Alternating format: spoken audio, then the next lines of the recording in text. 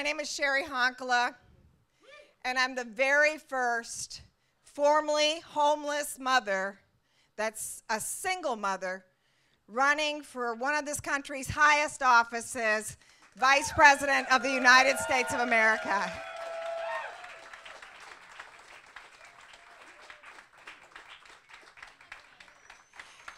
And these are two reasons that I'm doing it.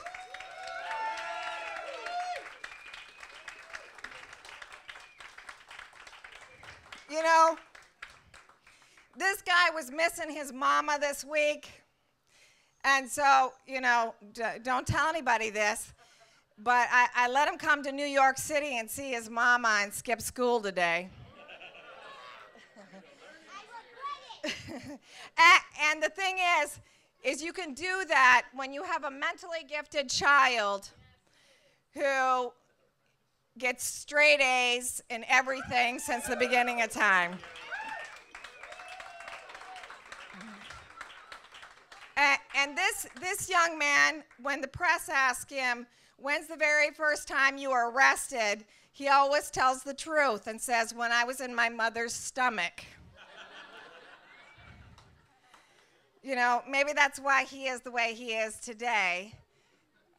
You know, I was about 9 months pregnant, and we were trying to talk about poverty, hunger, and homelessness in this country, and I was in the back of a paddy wagon with my stomach going up and down as we were handcuffed to a church pew in Utah.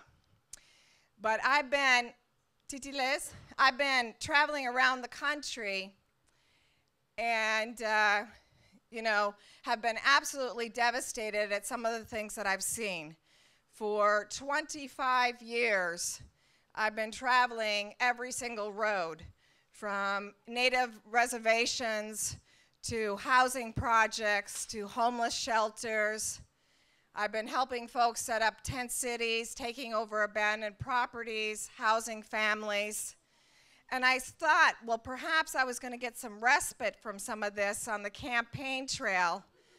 But you know that woman from Harvard, Dr. Jill Stein, she ended up sharing the jail cell with me in Philly right after they announced me running for vice president.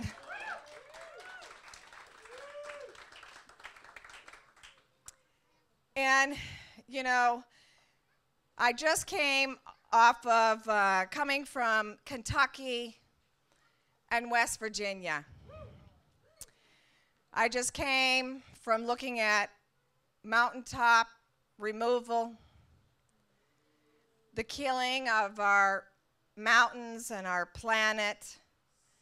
I just came from hearing stories about how people are barely surviving on no more than $200 or $300 a month, from listening to families talk about people dying from cancer as a result of the pollutants in our water and in our air.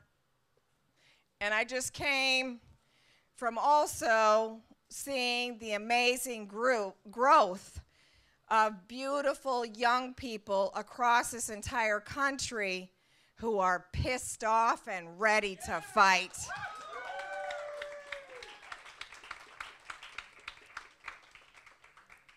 You know, one of the things that struck me when I was in Kentucky pulling the austerity wagon, right, Carl? You were there too.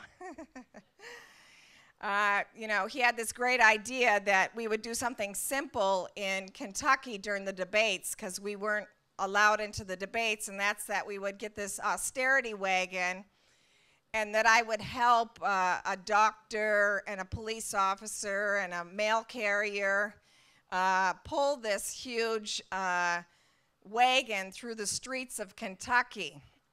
Well, one of the things that we didn't think about is hills in Kentucky. So I had been worried because I've been on the campaign trail and haven't been able to get into the gym. But I think pulling the wagon of austerity through Kentucky really helped do something about that. But we have been doing all that we possibly can with all of you across this country to bring attention to this very important political race for president and vice president on the Green Party in this country. Because this is the political party that's going to build, and this is the political party that is going to change what the United States of America looks like.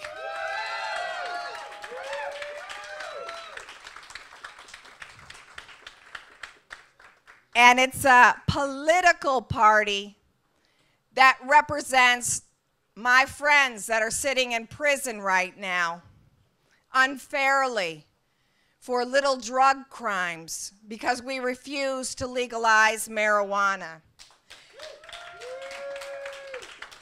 It is a political party that represents every single color in the rainbow.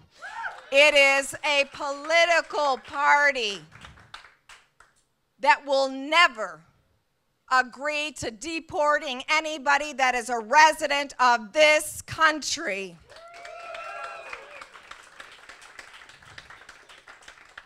And it is a political party that has been a pioneer in uplifting the most sacred thing in the world, our air, our water, and Mother Earth.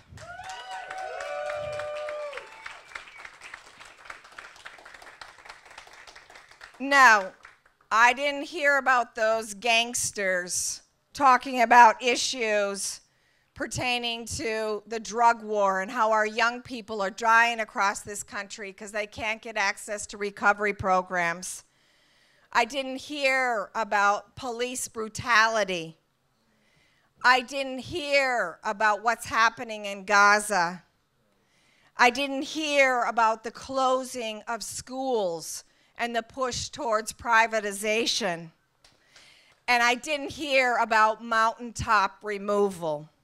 Well, damn it, these are the issues you're going to hear about from Dr. Jill Stein and Cheri Honkala.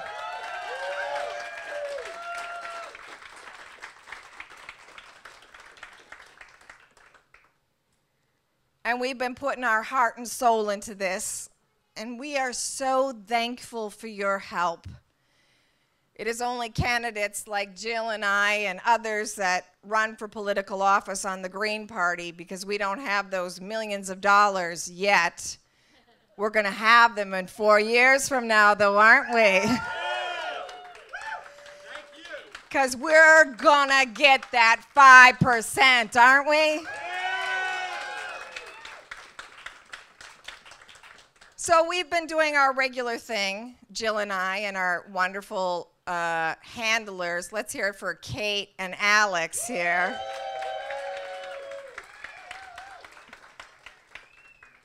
You know, we're two strong women that are a handful to handle. But, you know, Jill and I have been averaging our average 2 to 3 hours a night of sleep. And yesterday, I think it was yesterday, maybe it was the day before, we did our regular travel, not in our fancy bus or our fancy planes, where we took some Green Party members, drove us an hour and a half to meet the next set of Green Party members that drove us for the next hour and a half. And then we got on that thing that people still ride, a train. And then we rode the train to get to our first event. And then we went to our second and third event, and then guess what? We got back on the first journey of the first event, the first ride, and then, you know, got on a plane. But you get the idea. But that's how we do it in the Green Party.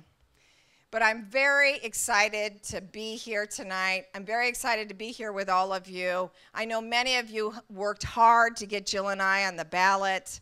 I know many of you have, you know, given up your last dollar, and we're going to ask you to give up your last dollar again tonight.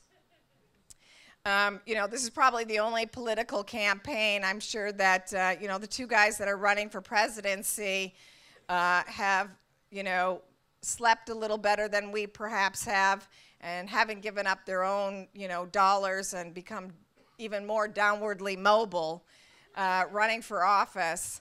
But that's what we do when we believe in something. And we believe in all of you here tonight. And we want to thank you for that. So we know the days are getting short, where we've only got a few weeks left. And Guillermo, this wonderful boy here, he's going to let Mama continue to go because we know that November 6th, I'm going to come home, and November 7th. And, you know, we're going to spend some good time running around the White House, right? And then I just want to say that with these few weeks that are left, we need you to put your all into it. We need you to go and put signs in your own windows. We need you to draw them. We need you to buy some signs. We need you to get on social media and bother the hell out of everybody in America and let them know that this is the party that they need to vote for. And you need to engage even more in those debates, those wonderful debates that are taking place on Facebook. You know the argument around the spoiler. Well, again, my response is you can't spoil something that's rotten. And this is the only political party that doesn't take money and never will take money from the corporations or the banks. So get off the pot and go with what's right.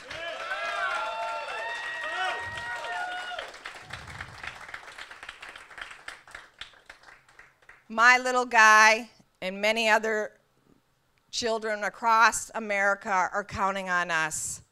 History is being made. There's no going back. The Green Party is growing in numbers across this country, and we are going to have the biggest political party, and we're going to represent real power in this country, and we're going to take it back. Thank you very much.